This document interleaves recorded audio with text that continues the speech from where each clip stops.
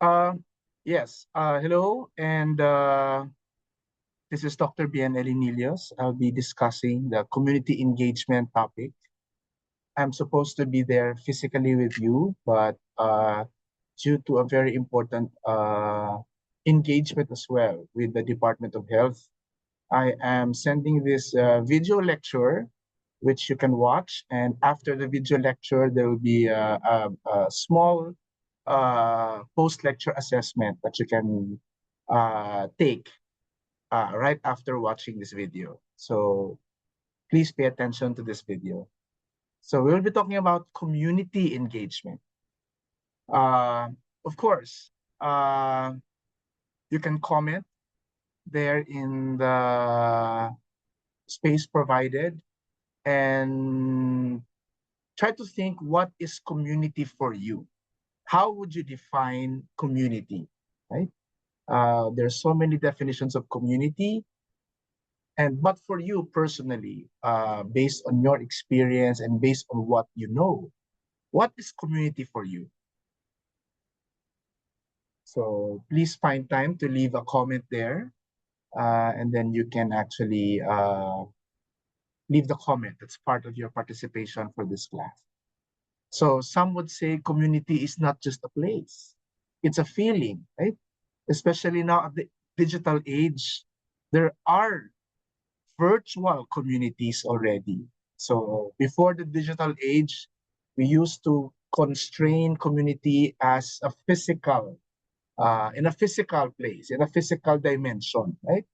So, but now with the digital age, no, we cannot anymore limit community just in the physical dimension. There are communities also occurring in virtual dimensions already. So again, our our definition of community is also evolving. So I'm interested to know what you think is community for you. So please leave a comment there. So of course, as primary healthcare workers and practitioners, among our most important skills is community engagement. But we have to clarify, what is community engagement really? Because some would say what they're doing is community engagement, but actually it is not community engagement. It is more of an outreach. So we have to define what is engagement and what is not engagement. So let's focus first on what is engagement. No? In engagement, there is basically a two-way street kind of relationship between you and your partner community. And most of the time, your listening skill is deployed most of the time, if not all the time. So you have to be very good in your active listening skills and in your dialogue skills. These are leadership skills and also very important critical life skills that you need to develop, enhance, master, and even demonstrate. No? So that is what is community engagement. Community engagement is not a one-way broadcasting type wherein you just enter the community, you give lecture, you give brochures, you hand out flyers. If that is what you're doing, then that is not community engagement. That is more of an outreach. No? You enter the community, you conduct a health education class, no? You conduct a bench class or a mother's class, and then you leave. So that is not community engagement. No?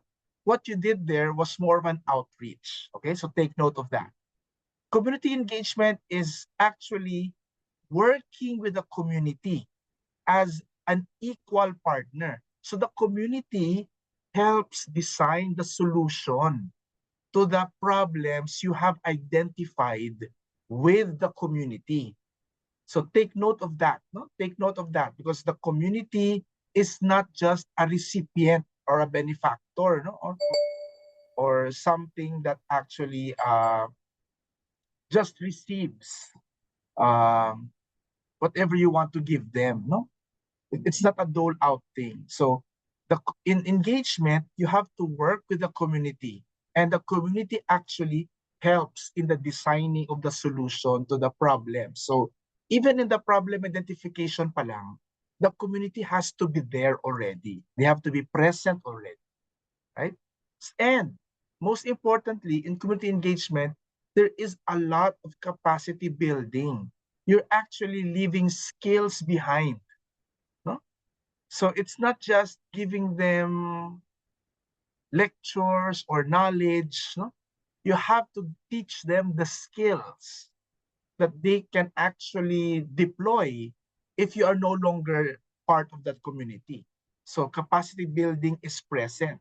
Unlike in community outreach, it's really more just transactional.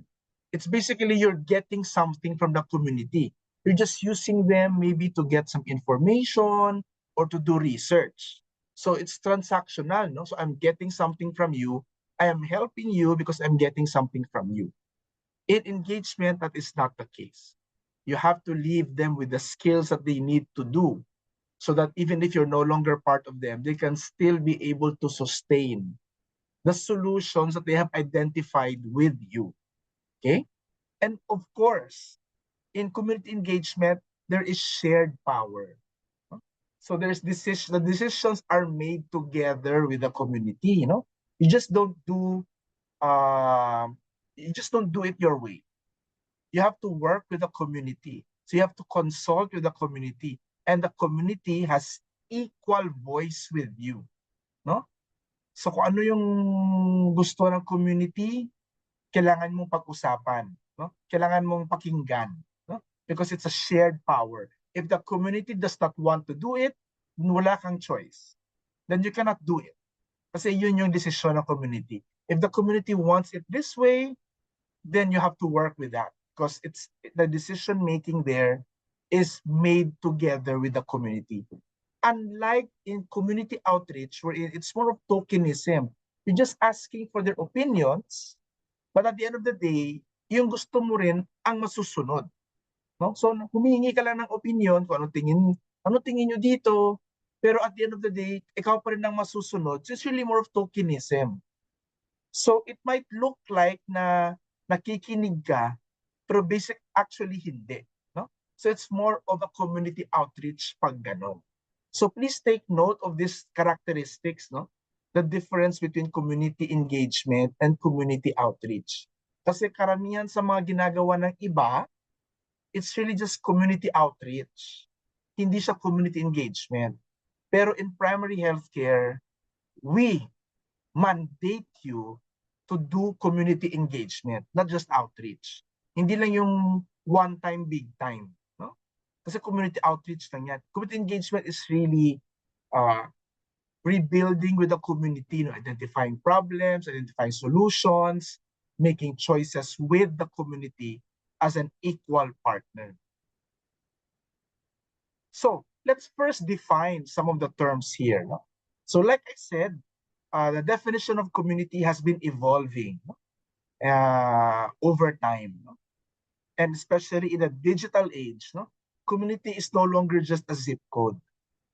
It is actually a social unit with shared values, shared experiences, and identity. No? So yun yung ibig sabihin ng community.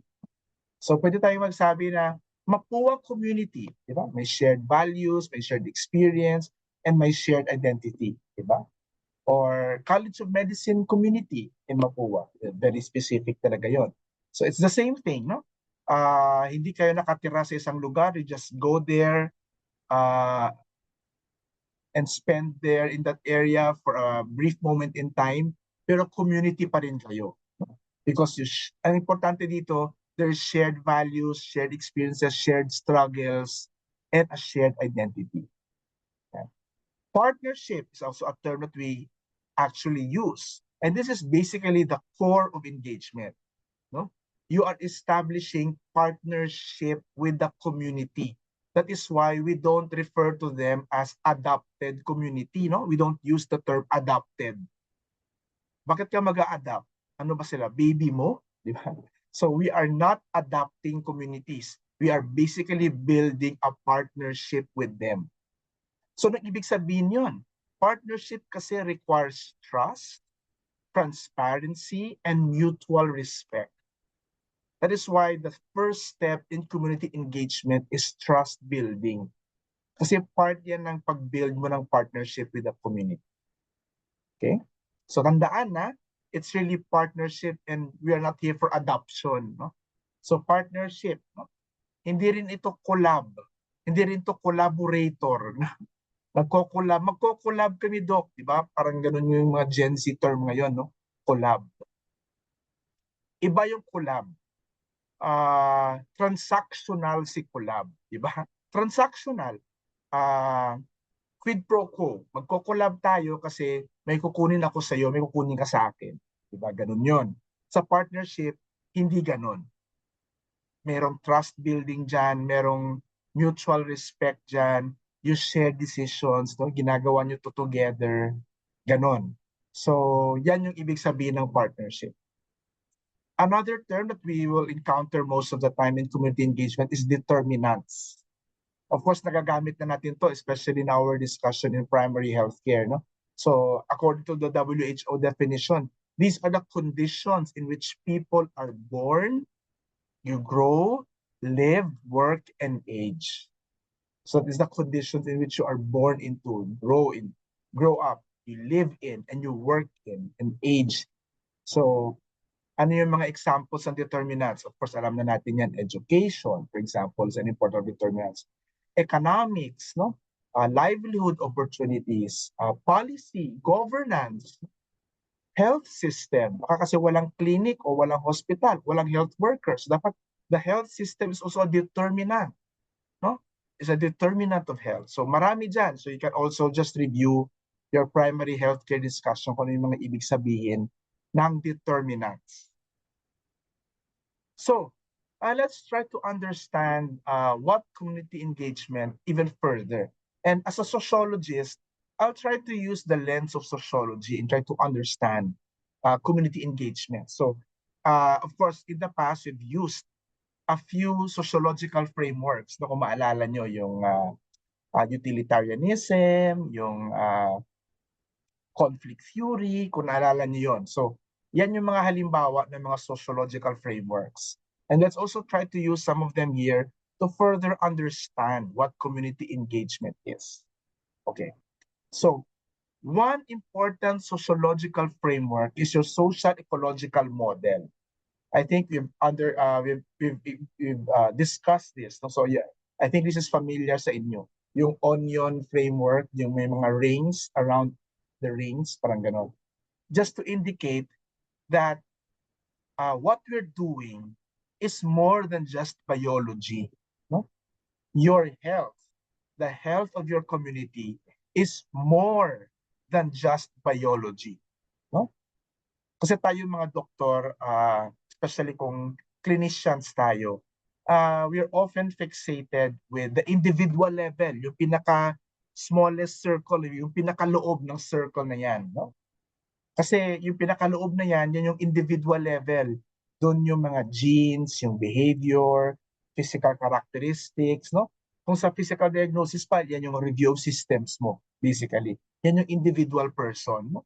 However, true engagement happens when you start addressing the outer rings. No? Kasi kung doktor ka, at yung pinaka-inner ring lang yung focus mo, you're just focusing on the biology of the disease. No? But then, of course, in the ecological model, we know that this is more than just biology. Kung natandaan nyo yung isang model, yung biopsychosocial model, di ba? So, kung titingnan nyo yung mga rings na yan, outside the individual, merong interpersonal. Dito papasok yung family dynamics, yung mga peer pressure, sino ba yung mga kaibigan niya, sino ba yung mga kasama niya, kamusta ba sila sa bahay? No? Siya lang ba mag-isa? Siya ba yung breadwinner? Siya ba yung padre de pamilya? Ano bang dynamics ng bahay? Di ba? So yan yung interpersonal. No? Of course, meron ding community level. Dito napapasok yung school, yung workplaces, ano ba yung mga kultura sa community nila? Ano ba yung mga norms ng community nila? Saan ba sila nakatira physically? Ano ba yung geography ng community nila? Diba? So dyan papasok. If natandaan nyo yung community diagnosis that discussion natin, no? Doon papasok yung lahat about the community, no? Of course, yung pinaka-macro is basically your public policy. Dito na papasok si governance, no? Ano ba yung mga existing laws and regulations? Kailangan bang baguhin yung mga policy na yan para makita natin yung mga behavior change na gusto natin, yung desired outcome natin at the personal level. Baka kailangan ng pagbabago sa policy, di ba? Baka kailangan ng pagbabago sa community. Kaya very important si social ecological model sa pag-intindi ng community engagement. So, sabi nga nila, true engagement happens when you address the outer rings. Hindi lang yung personal level. No? So that is where is important in social ecological model. Another model yung kay Arnstein, di ba? Yung ladder of power, di ba? Yung kasi malalaman mo yung level of community engagement nyo. Kasi merong yung level 1 and 2, yung hindi pa sila nagpa-participate, hindi sila nakikisangkot, di ba? Hindi sila nakikilahok, di ba? I sometimes use the word nakikisangkot kasi it's much deeper than nakikilahok. Yung nakikilahok is really basically tokenism lang or participation lang. Pero yung nakikisangkot talaga, mas malalim yung participation, mas malalim yung engagement. So, lahat ng communities nagsa-start dyan sa level 1 and level 2. Yung non-participation lang, yung wala silang pake, nonchalant, indifferent. So, anong gagawin natin dyan, no? Sometimes what we're doing there is manipulation at saka therapy lang. We're just curing the participants, no? For example, ang problema ng community ay smoking. Maraming mga respiratory illness community. So, anong ginagawa mo sa level 1 and level 2? Wala. Tinuturuan lang, individual level lang. You're just giving them antibiotics, you're just giving them medicines. So, basically, therapy, number 2. Yan. But of course, in the ladder of power, kailangan mo umakyat.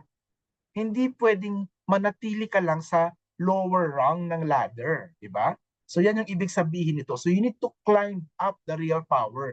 So dapat maibit-bit mo yung community mo to the next level.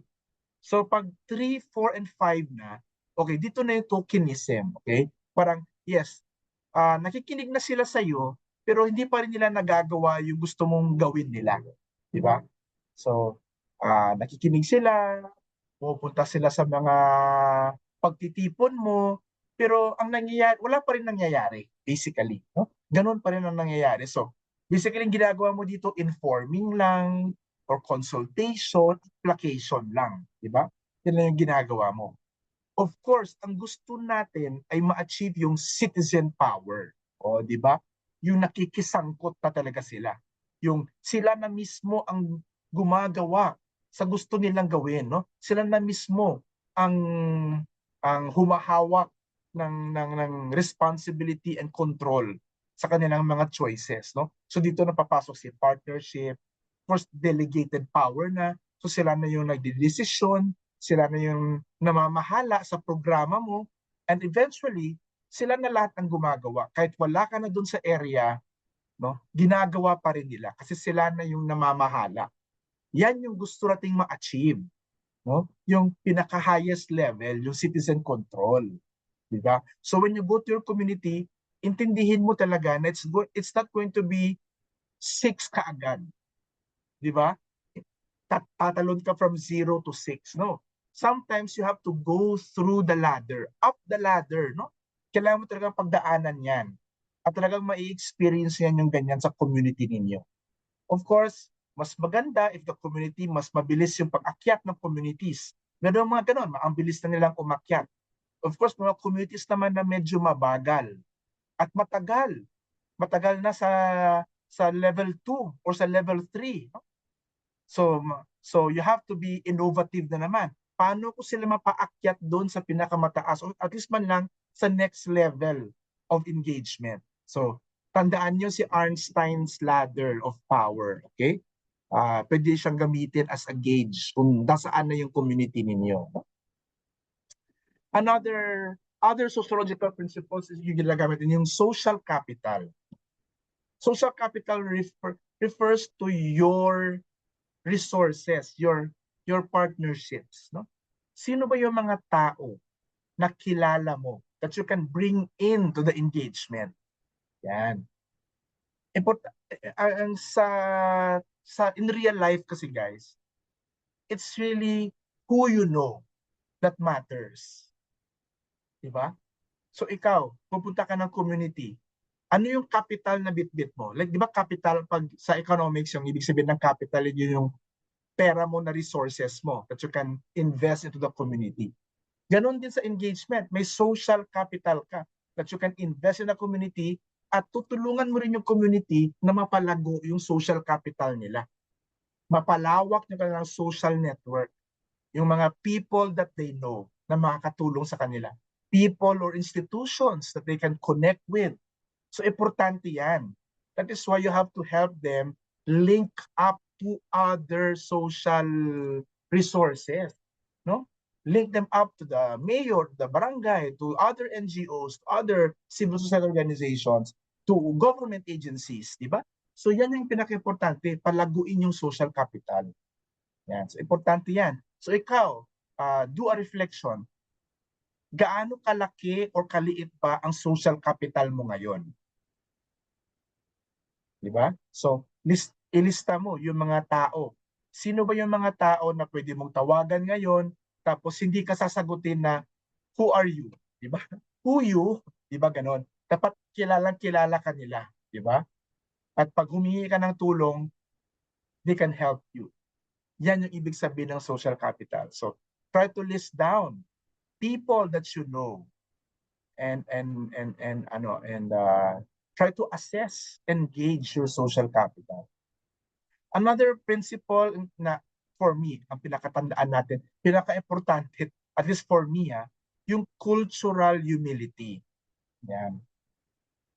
Ano bang ibig sabihin ng cultural humility? This is admitting that you don't know everything about someone's life. Pupunta ka ng community, hindi doon with a messianic complex.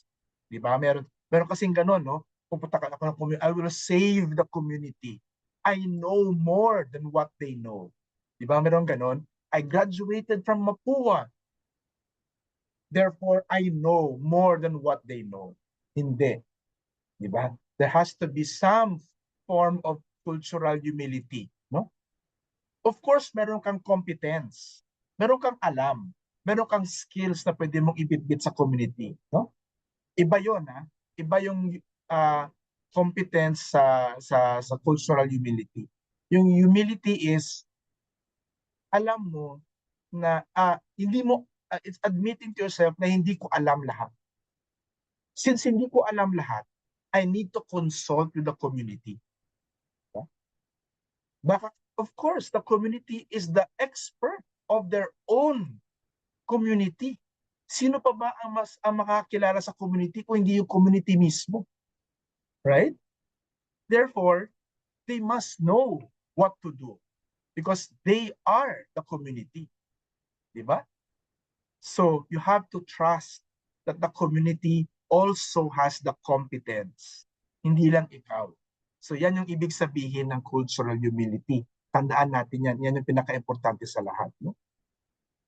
Of course, yung pinanghuhugutan ko dito, yung experience ko sa Doctor to the Barrios, di ba?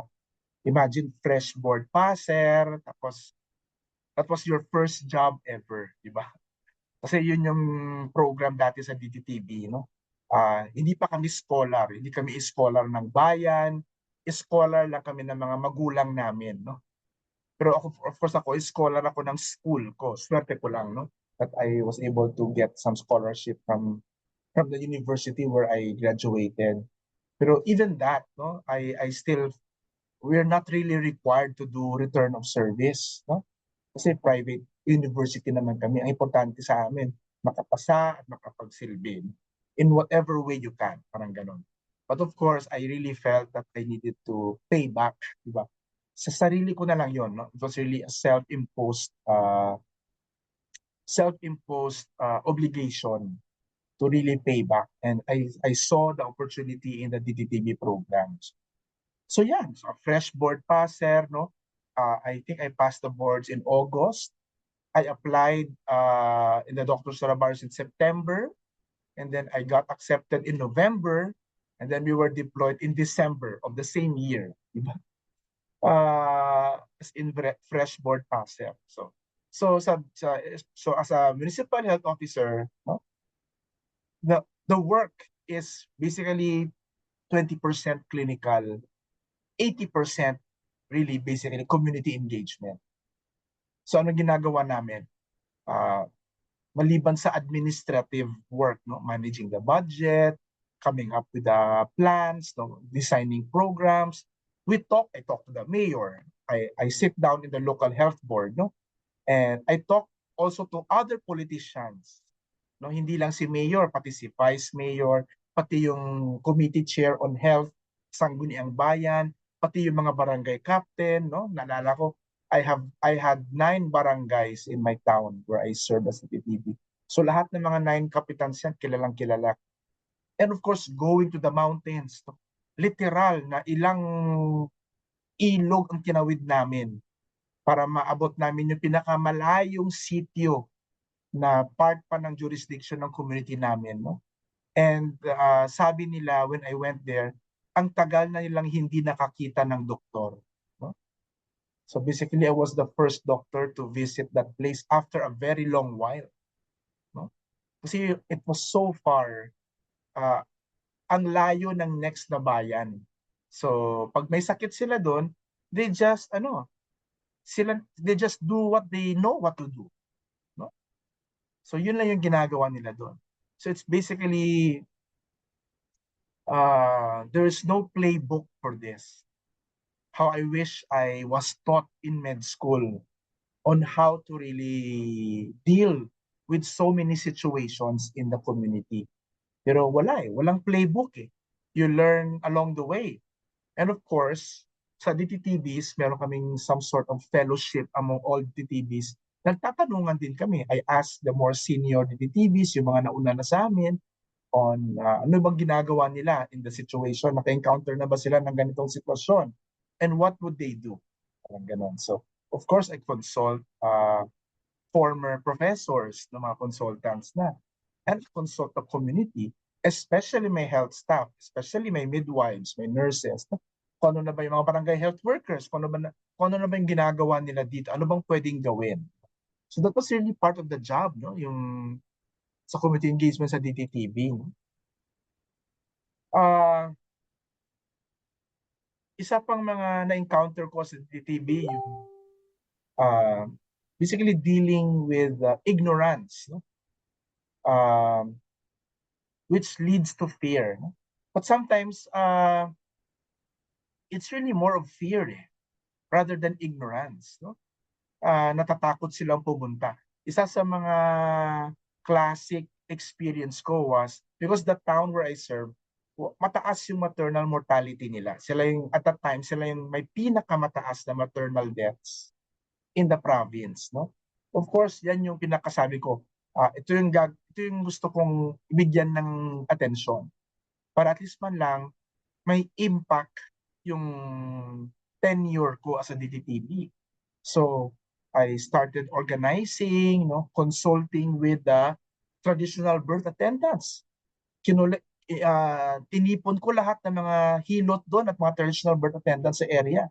At pinag-usapan namin ano bang pwedeng gawin. Pwede bang yung mga pinapanganak nila ibigay na lang or i-refer na lang sa mga health workers, sa akin, sa doktor and sa midwife. Para at least man lang may sapat na medical attention na mabigyan in case the patient goes into complications sa panganganak. No? At least mabawasan yung risk of dying due to childbirth, di ba? So talagang gano'n. At of course, sabi ko naman, kailangan ayusin muna yung facility natin. Kung ako nanay, gusto namang manganak dito sa facility na very dilapidated, right? Sa bahay na ako manganganak, mas komportable ako doon, may sense of privacy. So oo nga naman. So I had to lobby with the mayor, no? even with the congressman of the district, no? So sabi, ano bang pwedeng gawin dito? Pwede mapaayos ang birthing natin para mapaganda, para magiging appealing naman sa mga pasyente at kliyente natin. At buti na lang napayagan ni Mayor na nahingan ng pondo galing sa congressman na pa-renovate, na paayos ang facility, naging mukhang hospital na siya, quote and quote, although hindi siya hospital, no? Birthing lang siya. At kinonsulta pa ako ng mga engineer kung paano yung layout ng floor plan, no? So at least man lang naka-impluwensya ako sa layout ng floor plan, no? At of course yung pinakamalaki doon yung birthing, no? Yung sa delivery room, yan ganoon. Doon yung pinakamalaki. At saka yung mga ward para may matulugan yung mga nanay, di ba? Of course. Hindi pa rin kahit bago na yung facility ko, hindi pa rin guarantee na pupunta silang lahat because they were hesitant. Because akala nila may bayad. Kasi nagmukhang moderno na eh. Nagmukhang moderno, nagmukhang parang hospital nga. So akala nila, pag pumunta sila doon, may bayad. So we had to do a lot of tawag dito, marketing, di ba? We have to market the facility. We have to tell them na walang bayad, libre lahat, may privacy, may alaga, no? Health workers lahat na mapapanganak, may midwife, may nurse, may doctor 24/7. Pwede dalhin yung buong pamilya, pwede dalhin yung mga anak para magbantay, pwede rin dalhin yung hilot para magbigay ng suporta sa loob ng delivery or sa labor room. Hindi naman namin binagbabawal yung participation ng hilot eh. Basta importante, doon sila sa facility yung mga anak at saka midwife, nurse, or doctor yung mag-handle. Ganun lang naman. At yun, so we were able to convince the mothers in that community na wala silang kailangan problemahin kung manganganak sila sa facility namin. And in a span of a year later, data shows from a very high maternal death, we were able to reduce maternal death to zero. Zero maternal deaths in less than a year. Walang namatay na nanay dahil sa pagbubuntis o sa panganganak. And from a very low facility-based delivery rate, napataas namin yung facility-based delivery rate namin to somewhere around 85 and above. Diba? Of course, it follows kung facility-based delivery, yung skilled birth attendant deliveries, tumaas din yung rate. So, we were able to flip the culture and the behavior of the community. Diba? Na yung old behavior was sa bahay nanganganak, sa hilot nanganganak, no? Hindi sila nanganganak sa facility, hindi sila nanganganak sa health worker, walang prenatal check-up, kasi hindi naman kailangan eh. Kasi sa bahay lang naman sila manganganak, bababa yung ganong prenatal check-up. So, kaya hindi na babantayan yung mga complicated pregnancies. So, pag nanganak sila, mamamatay sila. Kung hindi man silang namamatay, yung baby nila namamatay.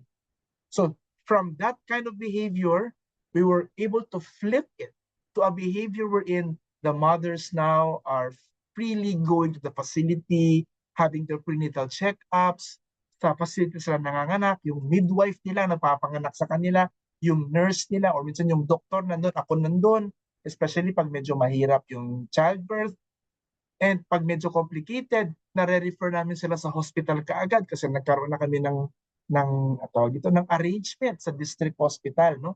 At nabigyan din sila na guarantee din ni Mayor na yung ambulance na magbibit-bit sa kanila sa hospital, walang bayad yun. So libre yung transportation nila from the facility to the next higher level of care. So merong ganong policy, no? So the community engagement, nagkaroon ng mga pagbabago in all levels. In all levels, naalala niyo yung ecological model natin. From the personal, to the interpersonal, to the community, the institutional, all the way to governance. Yan yung nagawa namin. So sa lahat ng mga nagawa ko, that is one of the things I'm very proud of. Sabi ko nga, pag namatay ako at pag tinanong ako ni San Pedro, kung ano yung nagawa ko sa lupa, ikukwento ko sa kanya Yung ganon. Na San Pedro, dahil sa mga ginawa ko, kasama ng mga health workers ko, marami kaming buhay na naligtas. Marami kaming mga babies na naligtas. And that is something that I am very proud of with all humility. No? Something I'm very proud of. So yan yung isa sa mga experiences that you will encounter in community engagement. It's not going to be easy, but it's going to be, tawag dito, fulfilling. Pag nakita mo yung community mo, umakyat doon sa ladder. So remember the ladder, Arnstein's ladder? So even if wala na ako doon sa community, hanggang ngayon, they're able to maintain zero maternal deaths and very high facility-based deliveries. Umabot na sila ng 90s eh. Nalala ko na, umabot sila ng 90s at wala na ako doon ha. So that's basically citizen control na po. Citizen control na. It's no longer just tokenism, no? Nakaakyat na sila doon sa pinakamataas na ladder. At yun na yung bagong policy, yun na yung bagong norm, yun na yung bagong kultura doon. At hindi na mababago yun. Of course, kayo, no, my God, in your generation now, what else can you do? You have to leverage your Gen Z superpowers, no? Yung digital advocacy, ang galing-galing nyo kaya sa mga ganyan, di ba? So try to maximize, no? Use the internet to fight misinformation. Naku, naalala ko naman yung experience ko sa COVID during the pandemic time. In the era of the pandemic, may kalaban kang virus, may kalaban ka ring misinformation. At mas mahirap kalabanin si misinformation. Ang dali lang isuppress si virus, no? Biological yan kasi. At alam natin, expert tayo sa biology, di ba? Tayong mga doktor. Alam natin how to get rid of the virus, no? But misinformation is more difficult. It is more, basta ang hirap. Maraming mga intricacies, no? In trying to combat misinformation. But kayo, Gen Z, ang galing-galing nyo kayang mag-TikTok, di ba? Gumawa ng mga social media, di ba? Gumawa ng mga posts, gumawa ng mga videos, gumawa ng pictures. Then you can use that. At the same time, what I like about your generation is your attitude of inclusivity. Di ba? You are natural champions of mental health and identity. Di ba? Ang taas ng acceptance among you, for example, sa LGBTQ community, di ba? Na remember 20 years ago, 30 years ago, ako, binubuli yung mga LGBTQ na yan. Di ba? But ngayon, ang taas ng inclusivity among Gen Z, among your generation. Even mental health, no? You're more empathetic with others because of mental health reasons. Di ba? And at the same time, your authenticity, your genuineness. Alam nyo, patients know if you're faking it. They know. They know if you're a fake or not. They can smell it from a mile away. So you have to be genuine. You have to be authentic. That's part of trust building, guys. So I guess your generation is really more into that, di ba? So authenticity is very important. So these are your superpowers, people. Try to leverage them and use them when you do community engagement. Okay, here's the situation. A community leader, like pumunta kasi sa sitio, refuses your medical advice for his village because of a local superstition. What do? You cite a medical textbook to prove him wrong, ask him to explain the superstition in detail, or report him to the authorities. For example, I'll give you more specific, which is really, tawag dito, a real experience I had. Meron kaming sitio sa isang barangay na ang baba ng kanilang vaccination rate, ang baba ng kanilang EPI, yung kanilang fully immunized children rate, coverage nila is mababa. And then we found out na a huge population of that sitio belong to a religious cult, no? Parang may cult or may sekta doon sila. No? And then their leader, their cult leader, is telling them not to get vaccinated. They're even being told na masama yung pagbabakuna. Kaya marami sa kanilang miyembro hindi nagpapabakuna. So sinamahan ko yung midwife, pinuntahan namin yung barangay, at nagkataon na during that time nagme-measles vaccination kami, nagka-catch up vaccination kami sa measles. At nagkataon na nandun din yung leader ng cult na yon. Kasi parang sinabihan ng midwife na pupunta siya ng barangay kasi nandun ako, sasama ako. So gusto ng midwife na kakausapin daw siya ni doktor, parang gano'n. So pumunta siya ng barangay. So yun, if you were me, anong gagawin nyo? Would you cite him a medical textbook or a research, a journal to prove him wrong? Kasi sabi niya, marumi daw ang vaccination. Ang vaccine, marumi. Marumi. Yan yung explanation niya. Ask him to explain the belief in detail or report him to the authorities. So, I leave that up to you. No? Of course, the hint there, the answer starts with listening. So I guess the answer here is very obvious, right? Of course, the best way to go here is you have to ask him first to explain in detail. Especially kung superstition yan, ask them, ano bang ibig sabihin ng pamahiin na yan o paniniwala na yan? Ano bang ibig sabihin nun? Bakit kayo may ganong paniniwala? What is the superstition exactly? What is the belief exactly?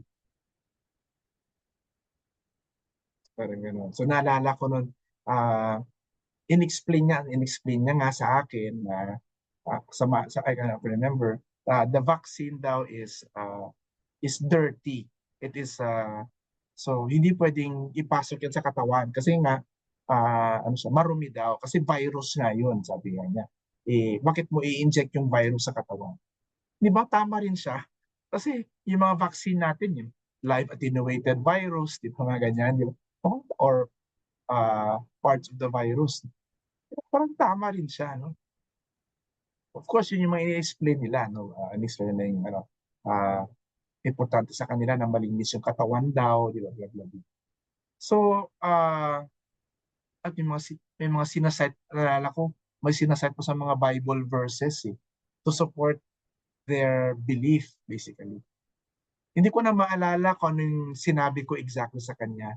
But I remember myself also quoting Bible verses, no? Parang nagtunog pastor din ako noon nung kinakausap ko siya. Tapos,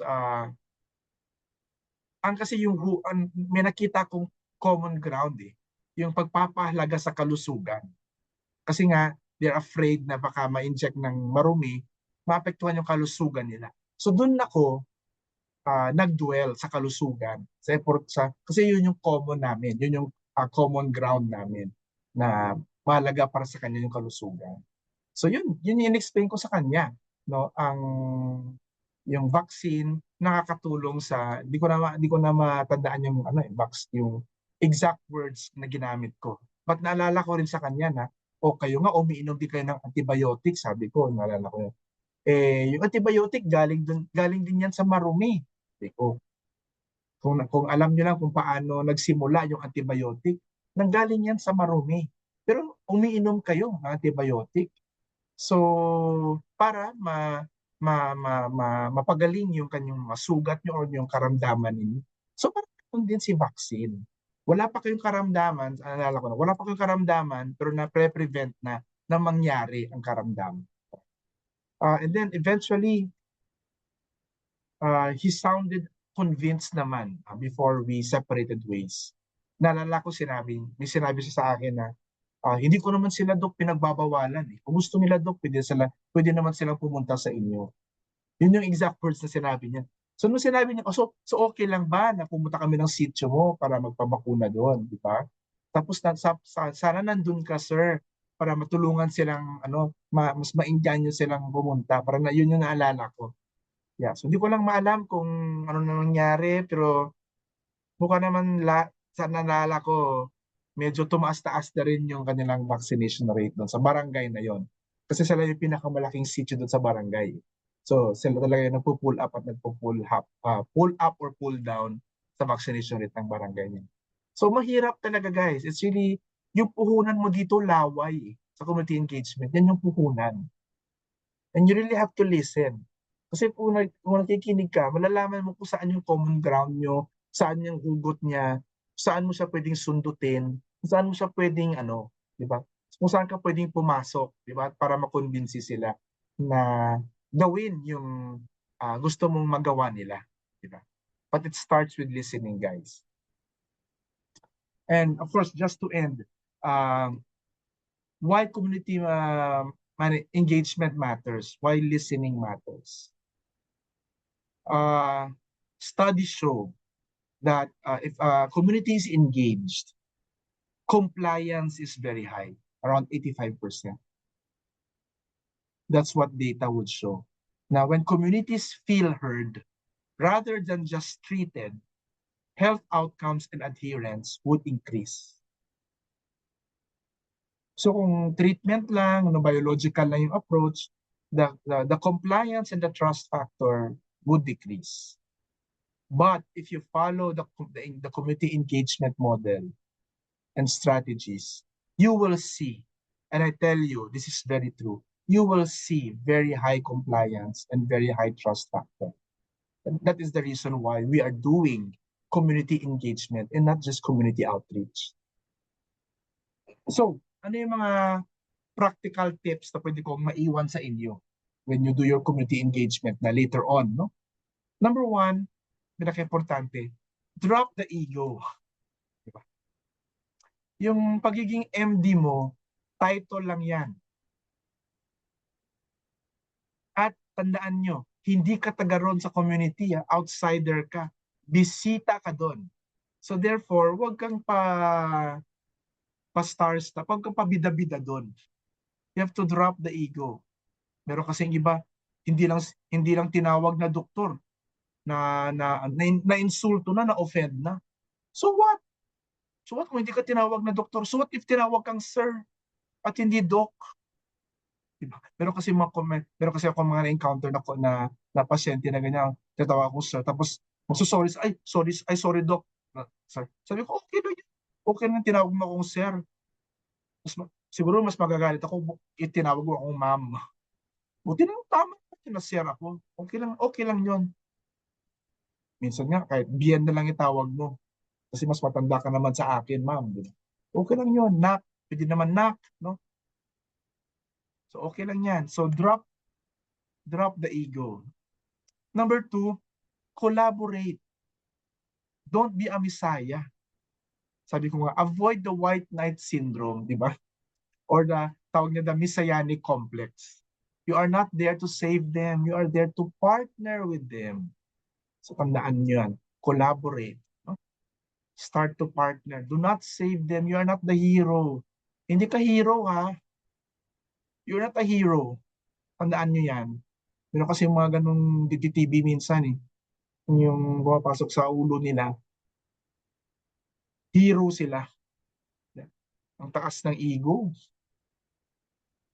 Number three, observe the unspoken. Listen to what they are not saying. Diba? Yung phrase na yan na listen to what they're not saying. High school pa ako niyan eh. Naalala ko yung ganong terms na sinasabi na isa kong teacher before sa campus ministry. I used to be a member of the campus ministry. A campus peer minister ako. So we conduct a lot of retreats, recollections, yung mga ganyan. And as part of being a retreat master or a retreat facilitator, laging sinasabi sa akin ng teacher ko na yan, advisor, listen to what they are not saying. In other words, you have to be conscious about their nonverbals, be conscious about their environment, no? Especially in the community engagement. Look at their water source, their transportation, their daily life, no? Yung mga hindi nila nakikwento sa'yo, be observant. Observe, listen to what they're not saying. So I guess these are just 3 important tips, personal tips that I can leave with you. if you want to do community engagement. Drop the ego, stop being a white knight. You're not a messiah, you're not a savior. And listen to what they're not saying. Yan yung pinaka-importante sa lahat. And this is where I end. No? I hope to see you again soon in the classroom. Again, I am currently involved in a write shop with the Department of Health and with other government agencies and institutional partners. So we're coming up with a policy so that will have an impact on the lives of many Filipinos. That's why I was invited to be part of the policy write shop. So if you have questions, feel free to leave it here in the discussion board or email me. So if you're ready to take the short assessment, the post-lecture quiz, there's a link provided along with this video. You can click on that and then you can take the quiz. Okay. So again, thank you for listening. If you're not ready, you can replay the video again. So thank you for listening and I hope to see you again soon in the classroom. Thank you.